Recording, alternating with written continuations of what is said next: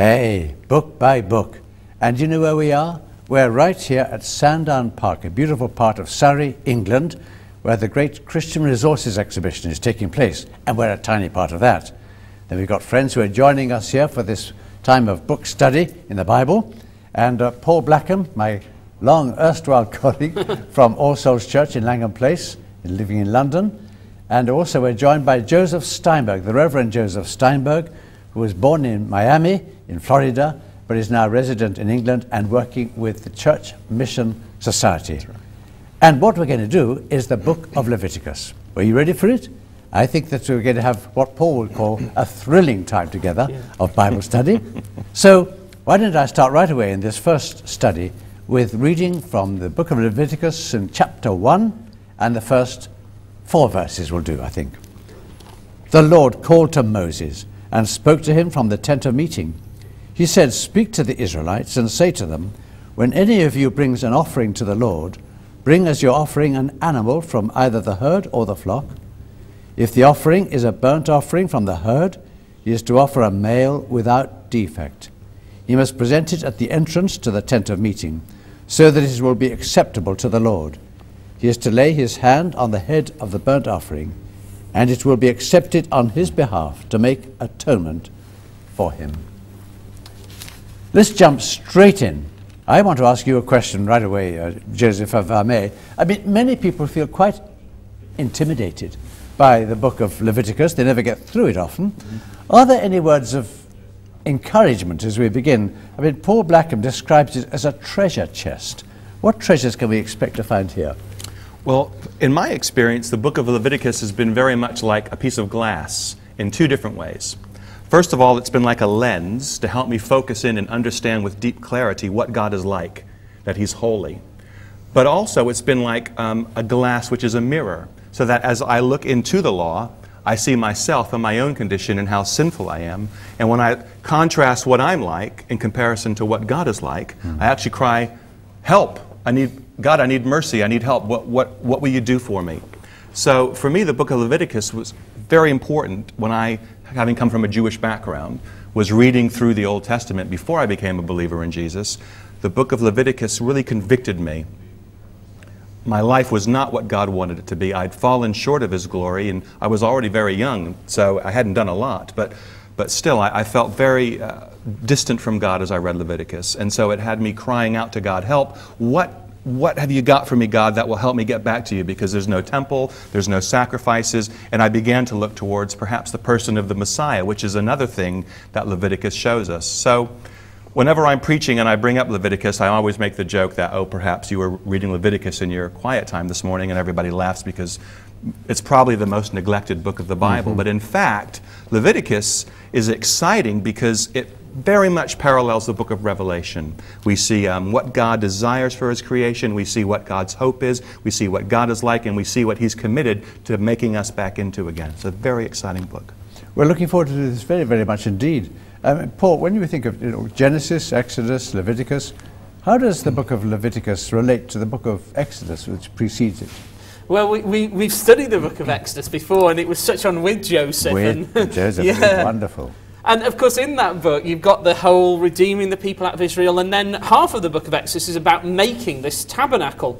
And we had great time looking at the details of the tabernacle and how it was all put together, and we'll be looking at it more later on in Leviticus. But the book of Exodus ends with them making the tabernacle, and then the glory of the Lord comes down upon it. And then really, you're supposed to immediately turn the page, and then Leviticus begins, "And the Lord called to Moses." So it just begins as if it's just carrying on the sentence at the end of the book of Exodus. And it's saying, they've built this tabernacle, the Lord's living among His people as He's delivered them out. And this is what He says. And this is what He tells them to do with this tabernacle, and how they're to relate to Him, and what kind of a God He is. So that's why I always say to people, they know the story of Moses and the plagues and things like that. They should just finish the story off by just keep reading on into Leviticus. I mean, they all hang together, these first 5 books. I suppose you could label them almost like Genesis, a ruined people when you think of the fall. Exodus, a redeemed people because of the coming out from Egypt. And then you think of Leviticus, a holy people. And we realize that we're not holy. Yeah. You can think of Numbers as a pilgrim people when they're on the way to the promised land. That's right. Yeah. And you can think of Deuteronomy as a covenant people. It's Oh, all yeah. spelt out in all these sermons by Moses as to implications of Brilliant. being in fellowship with God. So here we are at a very, very important part indeed. Leviticus begins, Joseph, with these detailed instructions, starting right away, about a whole range of sacrifices. Why do we need to study these? I mean, why shouldn't people just, skip past them? Well, a lot of people do. But in fact, the sacrifices are important because as we acknowledge God's holiness, we also see His provision for our fellowship with Him. Because if that which is holy meets that which is unholy, of course, that which is unholy is consumed. We are not able to exist just as light and dark. And John's very clear about that. And the sacrifices, in a sense, create a range or a progress or a pilgrimage, in a sense, of our coming back into fellowship with God. So you've got atonement, you've got redemption, you've got payment, you've got cleansing, and ultimately you have dedication. So, and we're going to look at those in much greater detail, but there's a process by which we were unholy, we were unclean, we're made clean, and ultimately they point us towards the day when we, like the priest, and we'll look at that later as well, when we will be and are now called holy. So God says, be holy even as I am holy. And these sacrifices help us understand how that happens, and ultimately they point to the ultimate sacrifice. Hebrews, and we'll see this too, reminds us that the blood of bulls and goats couldn't take away sin. That's why these were offered over and over. And Jesus is the ultimate sacrifice. And these are a picture very much of the complete and entire work of Christ. And because people often feel a bit intimidated by them when they first read them. Yeah. I always say to a person, sometimes it's helpful just to have a pen and paper by the side and just make a few headings at least to say, right, this one's called a sin offering. And, just to at least get a sense that it's not an overwhelming tidal wave of detail. No. There is a basic structure to it. It's not impossible. Just a pencil and paper as you do it, and you can actually get it a little bit lined up. I think so. And that can be very helpful indeed. We started off in the reading with about the burnt offering, Paul. Why is it called this, and what's the significance of fire here? And what does this tell us about this offering?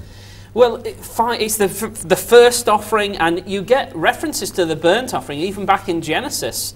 Abraham would offer a burnt offering and things like that. So some people think of it as almost the basic offering.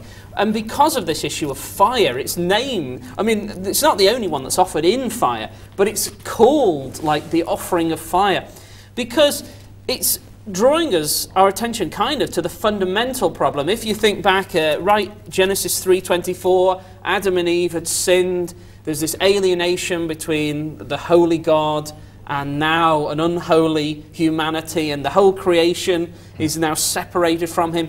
And the thing that happens at the end of Genesis 3, as he exiles them from his presence, he establishes these cherubim, these angels, with flaming swords. And there's this idea of this fire that separates the exiles, sinful humanity, a sinful world, from the holy God. And that issue of this fire that stands at the sort of boundary of God, of a holy God and a sinful people, it comes up all the way through. So, when Moses is commissioned at the beginning of Exodus, it's this fire, it's this bush that's on fire.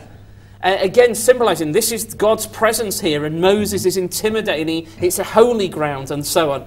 So the idea is, our God is a consuming fire. We dare not come near to him.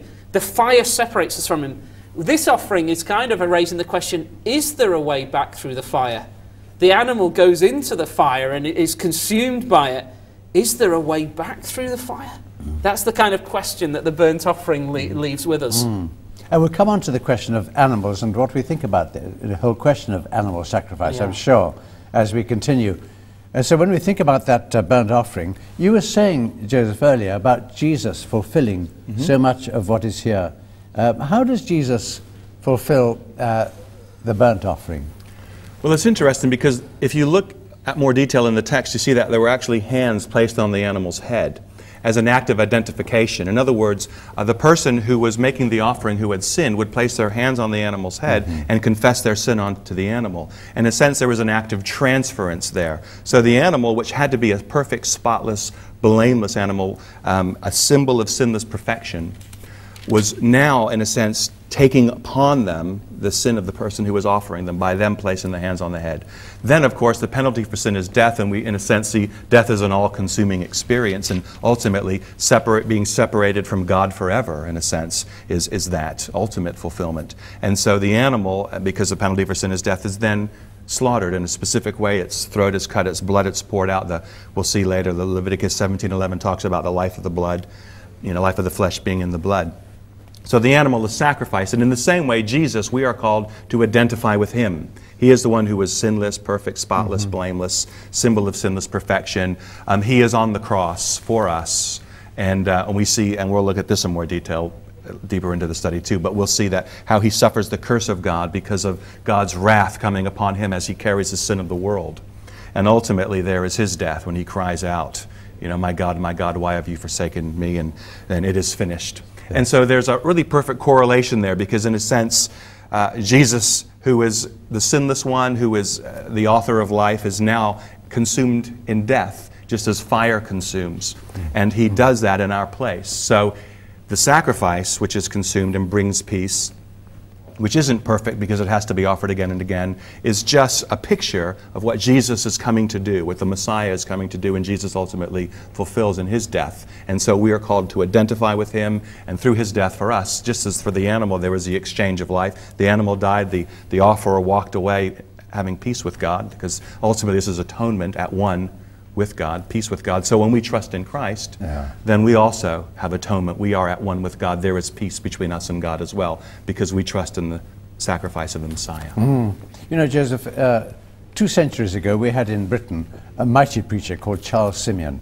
He was at Cambridge, and where he describes how when he was an undergraduate at Cambridge University, he was trying to find God and could not find God, but he began to read from the book of Leviticus, learned then that Jesus was the fulfillment of these sacrifices. And he says how he laid his hands symbolically upon the head of Jesus, asking that he would lift off him the sins that would otherwise crowd him out of heaven.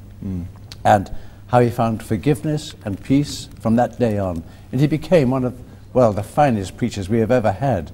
So it really is practically works out in human living. It really does. In a very exciting way.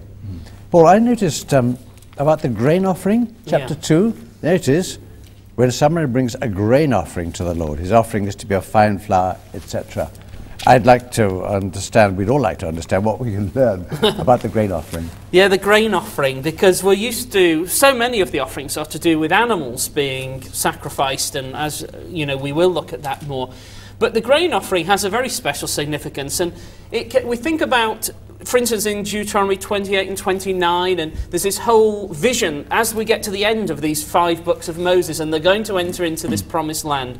And the Lord says through Moses, I've redeemed you, I've given you everything you've got. When you get into the land and you've got crops and houses and clothes and land, and you're enjoying all those things, the temptation will be to forget that I gave all these things to you, and you'll think, I've got these things through my own skill, and the lack of gratitude. What the grain off, and in that the Lord says, I want you to always give me the first fruits, that what your land produces, give it to me, so that you'll always remember I gave you these things, and as a sign of your dedication to me, that you know everything you've got is from me, and that you're giving your everything back to me. That's what the grain offering's really all about, where he's saying, and that's why it's in the grain offering, it's it's not to be offered with yeast, for instance, because that yeast is that whole sign of being redeemed. Sure. And so it's all that way in which the grain offering is this symbol of being absolutely dedicated, to give back to God everything,